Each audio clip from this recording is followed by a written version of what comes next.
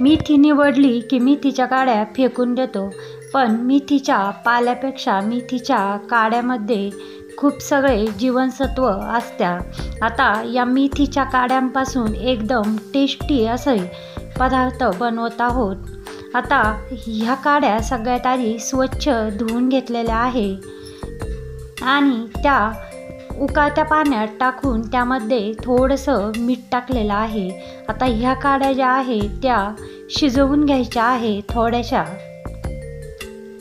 मिठाच्या पाण्यामध्ये शिजवल्यामुळे त्याची चव वाढते। आता या काड्या शिजत आहे तेवढ्या वेळेमध्ये मसाला काढून घेतलेला आहे वाटण्यासाठी। आता लसूण घेतलेला आहे, आलं घेतलेलं आहे, ओवा घेतलेला आहे, मिरच्या घेतलेल्या आहे 6-7। आता या काड्या शिजलेल्या आहे त्या काड्या पाण्यातून काढून घ्यायच्या।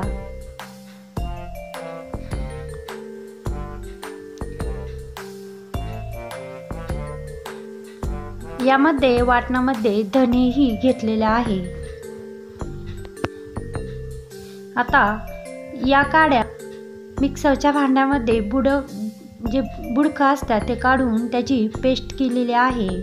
शिजवल्यामुळे याची एकदम छान अशी पेस्ट बनल्या जाते। आता एका भांड्यामध्ये हे सगळी पेस्ट काढून घ्यायची आणि आलं, मिरची, लसूण, ओवा, धने, जिरे त्याचं वाटण तेही यामध्ये टाकायचं। आता हे सगळं मी मिक्स केलेलं आहे ते एका मोठ्या ताटात घेतलेलं आहे।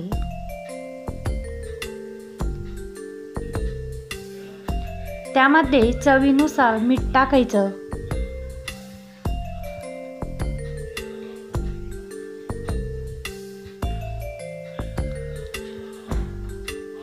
यामध्ये 1 मूठ कोथिंबीर आणि 1 मूठ अशी मेथीचा जो पाला आहे तो वाटून घेतलेला आहे, तो कापून घेतला स्वच्छ धुवून, तोही टाकला।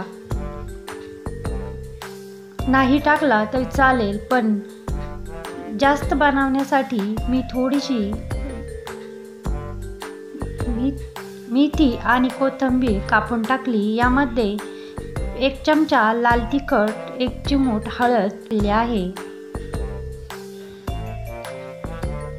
मेथी आणि कोथिंबीर कापून टाकल्यामुळे चवही एकदम छान अशी होती।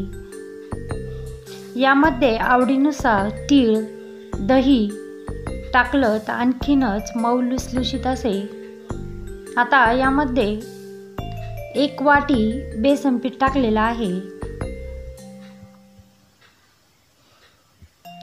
आणि तांदूळ आणि बाजरी सोबत दळलेला आहे तेही 1 वाटी टाकलेलं आहे, ते दोन्ही पीठ।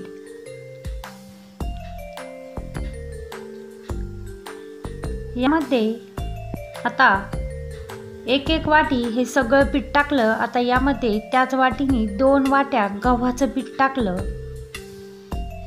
आता हे सगळं पाणी न टाकता मळून घ्यायचं आहे। जेवढं पीठ यामध्ये बसल तेवढं पाणी न टाकता मळून घ्यायचं। या पद्धतीने घट्ट असा गोळा बनवला।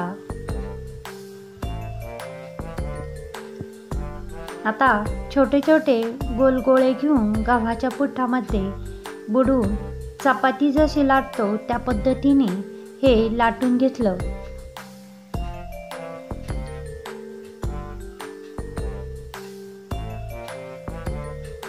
तवा तापलेला आहे, थोडंसं तेल टाकलं आणि हे खमंग असं भाजून घेतलं।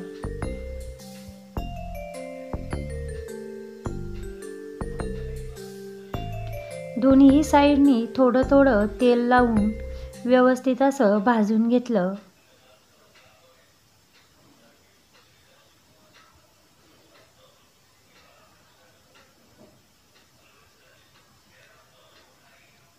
या पद्धतीने छान असं